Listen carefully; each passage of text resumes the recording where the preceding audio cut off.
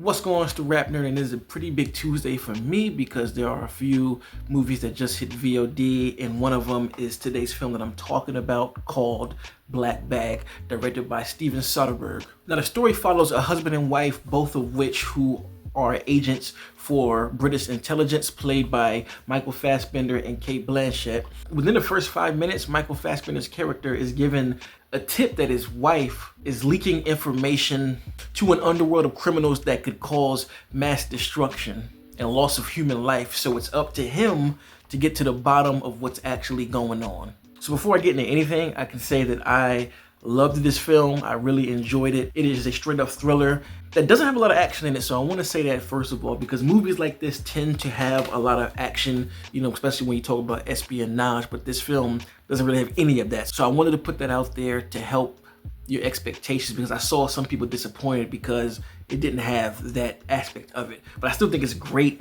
and it is extremely thrilling. I was on the edge of my seat the entire time as Michael was going through the worlds of secret intelligence, trying to figure out if his wife is a leak or not. And it puts him in these really vulnerable positions that I've never really seen in an espionage film. And the great thing about the way the story unfolds is you're learning all of this with Michael's character. And the film doesn't hold your hand as the clues and things starts pouring in. And it puts him in a position where he can't trust anyone. So while delving deeper into finding the leak in regards to his wife, he's also doing his own investigation in his secret espionage departments amongst the colleagues that he works with. So he has to really put on a triple front, because everybody working in the department is aware of how they all get down. They all know they have to lie. They all know that they have to keep a facade up of what they might know and what they don't to the regular people and amongst themselves. So it takes us a even higher level of incognito to really get the information that he needs.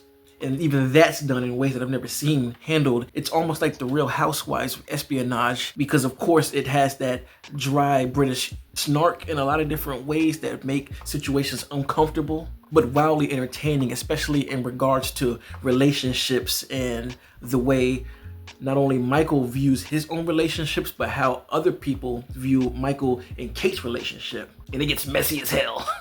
And to jump over into the technical side of the film, everything is beautifully and gorgeously done. Of course, Soderbergh is a veteran at this point. I looked at his filmography and I didn't realize that this dude has directed a film every year he's been active, almost every year, let me say that. And that is incredible, from different genres, from horror, like a movie he released earlier this year called Presence, which was more of a found footage horror film. And here we are with Black Bag being an espionage movie.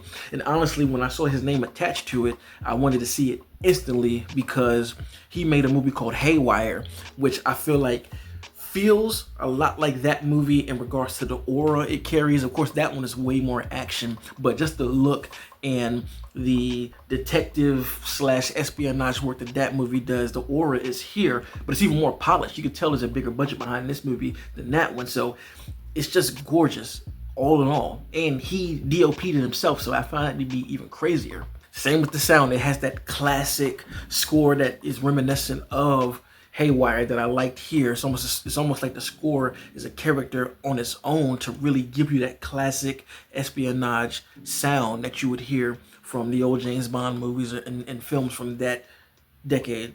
And yet again, another thing that I love is the runtime. The movie is only 1:30, and most espionage films tend to be anywhere from 1:45 to like 2.5 hours. But with this being such a short time, it doesn't waste a single minute of the film. Every moment you're watching, the story is progressing, and it doesn't drag at all to me. Again, it moves at such a pace where you're given so much information in different ways, because it treats the audience intelligently. It doesn't hold our hand to like show you things and then return to it just in case you didn't get it.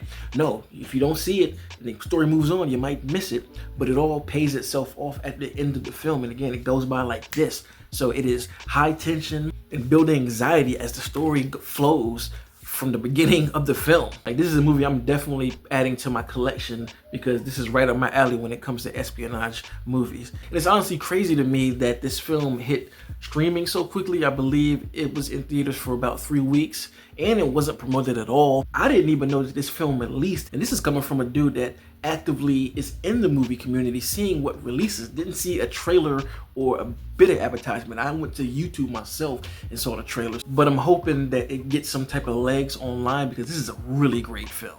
And that's why I'm even talking about it, just to put it out there for folks who've never seen it. And I feel like it does need that support just for the artistic integrity of how well put together this movie is. So that's all I'm gonna say, because you really can't talk about my favorite moments of the film without spoiling it. But just the journey, the visual aesthetic, the sound, this is like all my type of thing that I will revisit in the future. So let me know in the comments what you thought about the movie. If you saw it in theaters, or if you've never seen it, go watch it on VOD. And of course, if you like this kind of content, make sure to like and subscribe. And if you already are subscribed, thank you. Until next time, peace. RapNerd Productions, no capping, that's word to mommy. Instead of banking on it, now rapping is just a hobby.